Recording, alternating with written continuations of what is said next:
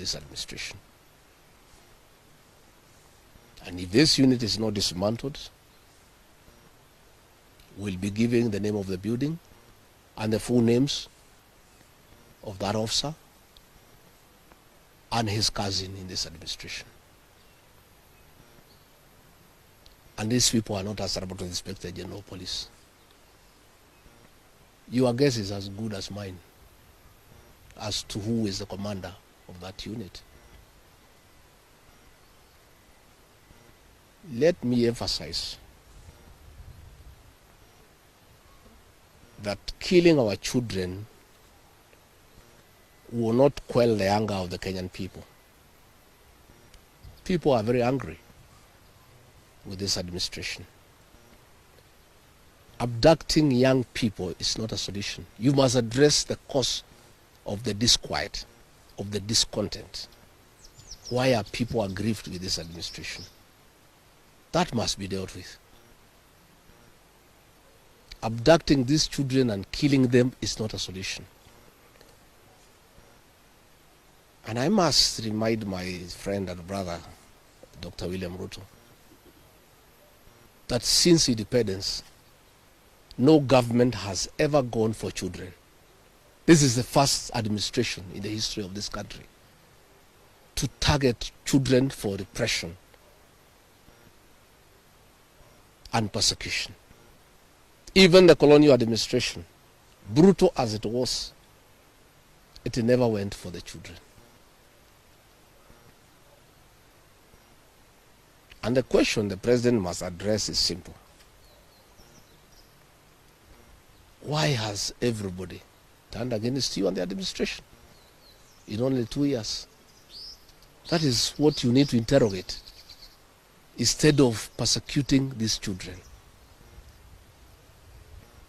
Again, he must understand the law of nature. Nature abhors vacuum.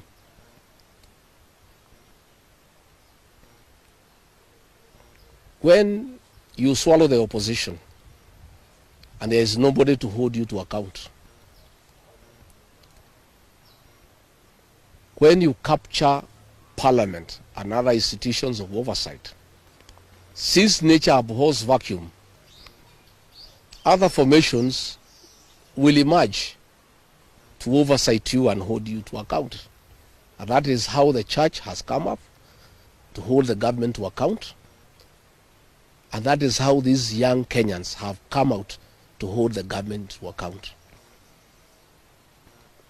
In the unfortunate event that these children were to be muzzled and silenced through death and abductions and other extrajudicial methods of silencing dissent, some new formations will also come up to hold the government in check because nature abhors vacuum.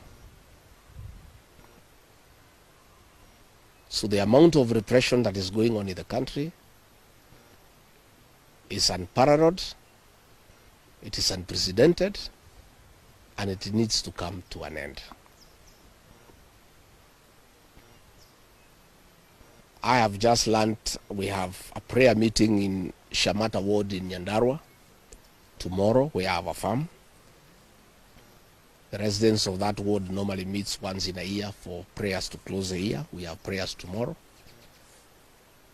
And the police commander there in that county is intimidating leaders to cancel those prayers, that they will not be allowed to take place, that they need a permit. I want to tell the county commander in Nyandarua that you don't need a permit to hold prayers. Again, is this repression by this administration. Even if you stop the people of Nyandarua from holding prayers, that will not change their political views of what they think about this administration. I want to say the prayers will go on. I'll be in attendance with the residents of Shamata. And if the police want to come and stop the prayers, they can go ahead. But that will just enrage the people even more.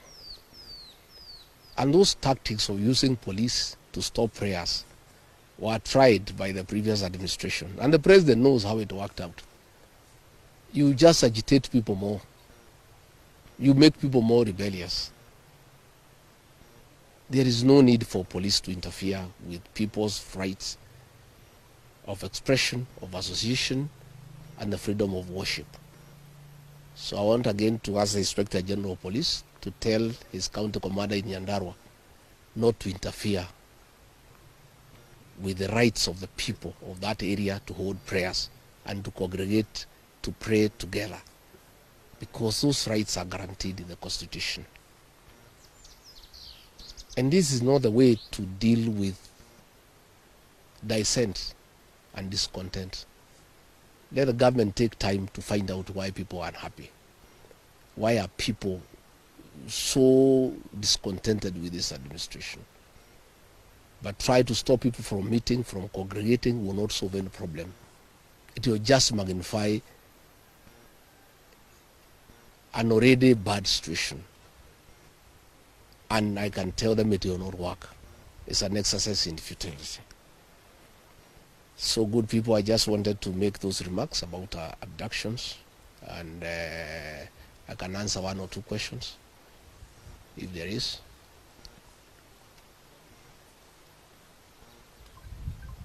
Kosawa?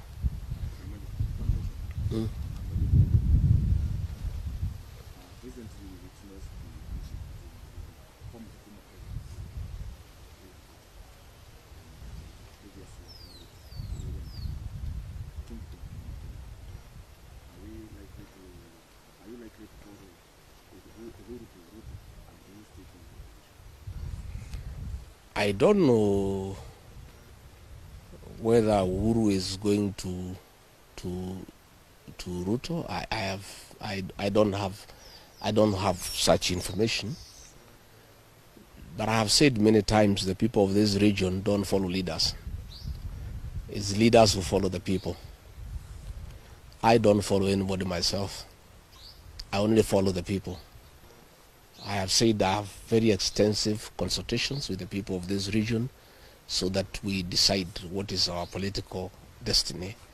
That consultation is ongoing. It's going on. It's very extensive. It's very thorough. And it's what I'm doing here. When you walked in, I was having some consultation, and I continue to do so.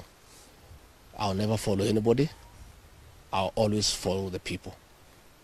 Yeah. Thank you very much. Asanteni sana.